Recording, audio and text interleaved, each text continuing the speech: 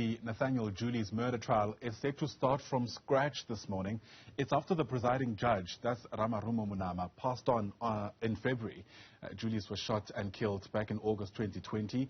3 police officers in Eldorado Park are on trial for those murders and were on trial before Monama's passing. Newzroom Afrika's Mnisi is tracking the story for us. He's live to us now from our studio, and unimaginable setback this is. We'll speak about the implications in just a while. Good morning. Let's first unpack what we know about what led to Judge Monama's passing. Well, you'll remember that Judge Monama, had just concluded the case of Rosemary Ndlovu in October the previous year. In fact, last year, October. And then this year, after a short illness, of course, we saw that statement coming from the Deputy Judge President here in Gauteng, saying that, in fact, unfortunately, he had passed on. He was presiding over this particular matter. And what basically this means is that the matter now, according to the NPA, will start from scratch, What are the implications for something like that? Of course, this couldn't have been foreseen, and so it's difficult to imagine even planning around the possibility of something like this happening. Absolutely, and I mean, the big questions around what happened, obviously, to the previous testimonies that the court has already heard. I mean, if, those testimonies were heard on record, why is it that another presiding judge can take over the matter and continue? And I guess those are the questions that the NPA will clarify for us. But of course, in this particular matter, we know that the state had set down about 50 witnesses to testify in this matter.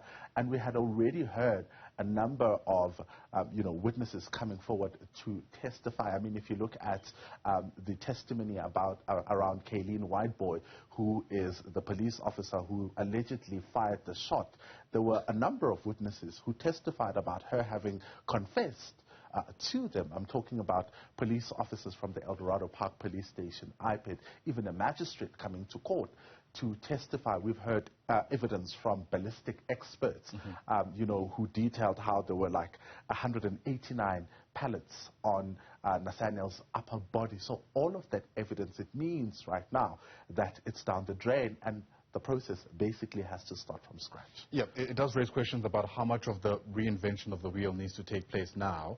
But also worth pointing out is that, the state had a certain line of questioning that is now very obvious to the suspects who are accused in this matter. I mean, in what ways are they disadvantaged?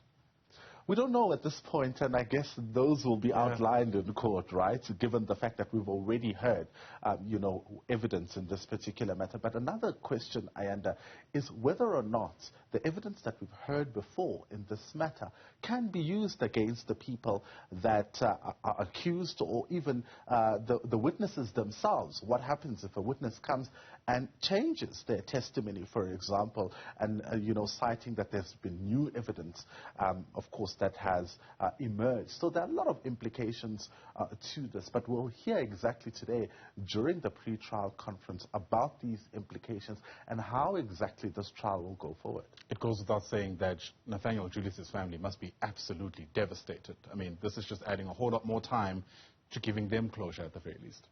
And you'll remember, this is a case that happened in August 2020. Yeah.